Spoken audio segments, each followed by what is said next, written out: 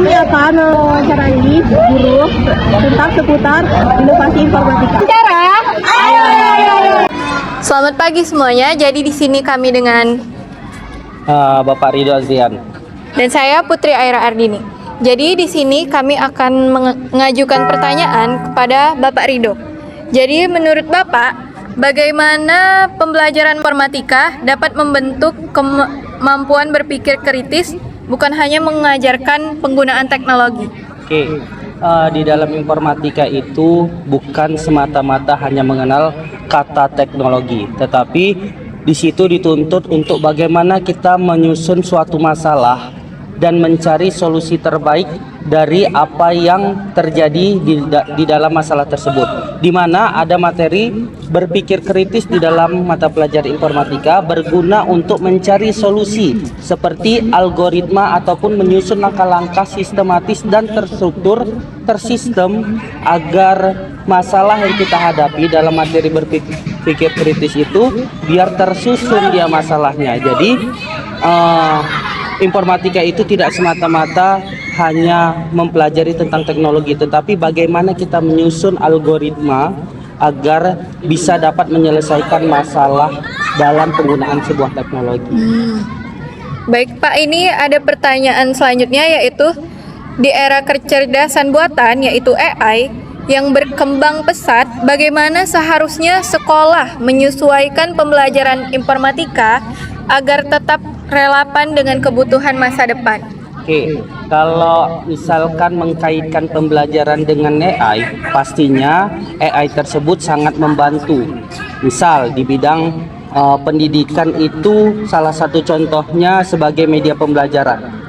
Kita sebagai guru biasanya memanfaatkan AI itu untuk bahan presentasi ataupun mencari informasi-informasi yang ada tentang kemajuan teknologi yang sekarang. Dan pastinya AI itu sangat berpengaruh terhadap kemajuan di dunia pendidikan. Jadi AI di sini sangat dibutuhkan. Jadi kita bukan tentang AI itu untuk apa, tetapi bagaimana cara kita memanfaatkan AI di dalam sebuah pembelajaran seperti itu.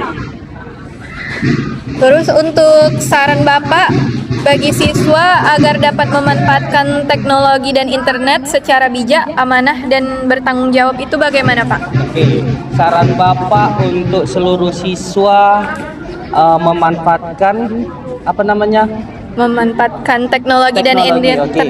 Saran Bapak, ketika kita menggunakan teknologi, sebaiknya kita tidak harus ketergantungan dengan teknologi tersebut. Kalau kita ketergantungan dengan teknologi tersebut, otomatis akan terjadi dampak negatif terhadap kehidupan kita. Maka dari itu, teknologi ini diibaratkan seperti pisau. Pisau akan sangat berguna kalau kita menggunakannya dengan baik. Misal, untuk memasak, kita bisa menggunakan pisau sebagai bahan untuk memotong bahan-bahan atau perlengkapan untuk memasak. Tetapi pisau juga bisa menyelakai kita, bisa saja melukai kita. Makanya itu teknologi diibaratkan seperti pisau, tergantung cara penggunaannya. Apakah kita menggunakan teknologi sudah baik atau malah ketergantungan seperti itu. Menurut Bapak, keterampilan apa yang seharusnya menjadi prioritas dalam pembelajaran informatika saat ini? Dan mengapa keterampilan tersebut dianggap lebih penting dibandingkan keterampilan teknis lainnya? Oke. Keterampilan di bidang informatika itu ada 3. Kalau kita akan mengenal informatika, yang pertama di bidang desain grafis. Itu bisa kita menjual jasa-jasa keterampilan seperti membuat spanduk, desain poster, dan lain hal sebagainya. Itu yang pertama. Yang kedua, ada di bidang jaringan. Bisa saja kita keterampilan membuat kabel jaringan berguna untuk seperti WiFi di rumah kalian. Itu salah satu keterampilan yang wajib ataupun harus kalian pahami. Yang ketiga itu ada namanya programmer. Di situ kalian berusaha untuk belajar untuk mengcoding dan mencari algoritma untuk menyusun suatu masalah agar kalian itu bisa membuat sebuah program di dalamnya, seperti itu.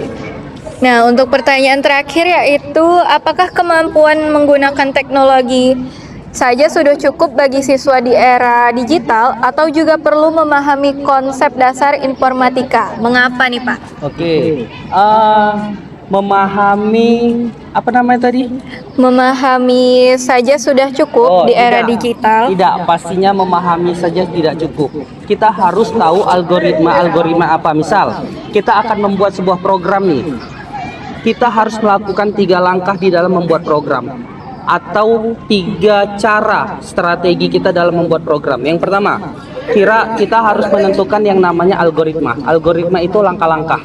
Yang kedua, kita harus membuat sebuah bagan seperti flowchart. Itu adalah salah satu kemudahan untuk membuat sebuah program. Jadi, kalau kita mau merencanakan suatu program ataupun apapun itu, kita harus menyusunnya terlebih dahulu. Strategi apa yang harus kita susun agar nanti program yang kita buat itu tidak setengah jalan. Hasil tidak ada dampak negatifnya terhadap apa yang akan kita buat nanti, seperti itu. Baik, terima kasih ya Pak Rido.